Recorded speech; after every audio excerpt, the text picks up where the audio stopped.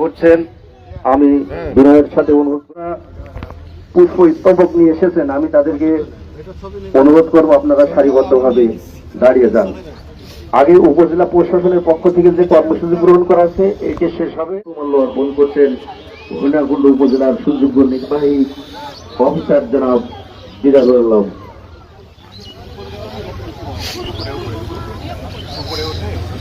এবার পৌরসভা প্রশাসক ঘূর্ণাকুণ্ড পৌরসভার পক্ষ থেকে শহীদ পুষ্পমূল্য সহ মুক্তিযোদ্ধা সংসদের সদস্যবৃন্দ, এবার বাংলাদেশ পুলিশের পক্ষ থেকে শহীদ বেদিতে পুষ্পমাল্য অর্পণ করবেন অবস্থায় ঘূর্ণাকুণ্ড। আমি বাংলাদেশ পুলিশের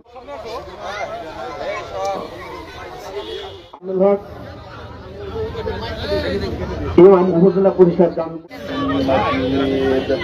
اللهم آمين